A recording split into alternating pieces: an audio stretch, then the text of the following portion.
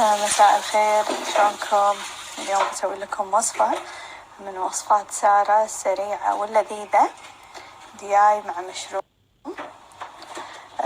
أنصح يعني اللي يشتغلون نفسي.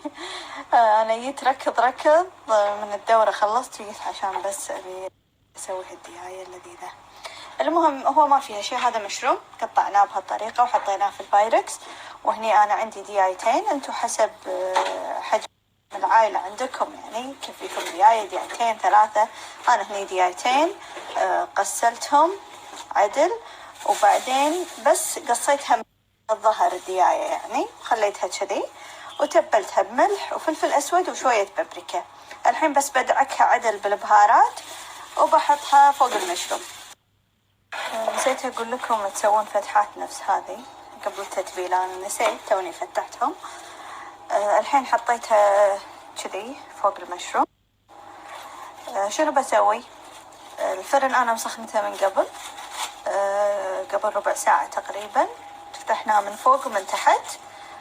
راح أدخل الدياي بالفرن بدون ما أغطيه، راح أخليه مكشوف ومفتوح من فوق ومن تحت لمدة ساعة، وبعدين نشوف شنو راح يصير معنا.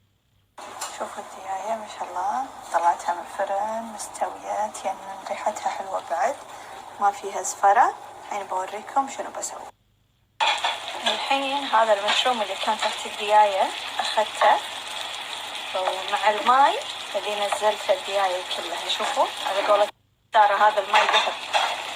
راح أسوي منه صلصة، ما راح أزيد عليه شيء، بس يعني أنا ما أكد إذا سارة زادت عليه نشا وماي، أنا بس بزيد عليه شوية نشا مع ماي.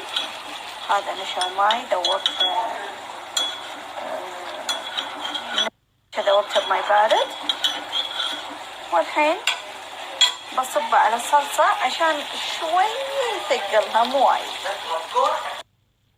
أنا حطيت الدياية كذي فوق العيش، نشبت العيش، والحين بحط فوقها الصلصة، يعني أقلد سارة. عقب ما حطيت المشروم، طبعا هي هذول الفخذين ما راح أحط عليهم ولا شيء، بخليهم كذي حق علاوي ولدي ما يحب مشروم، ما يحب صلصات، هي دياية ناشفة، فبخليها بدون شيء. بحط شوية بقدونس كذي بس شوية زينة مو وايد، وبحط شوية من بشر الليمون هم بعد، ما راح أكثر بس شكل. آخر شيء شوية تشيلي فليكس، اللي ما يبي ما يحب الحرورة لا يحط، أصلا هذا مو حار، إذا ما تنقع بسوس ما راح يكون حار.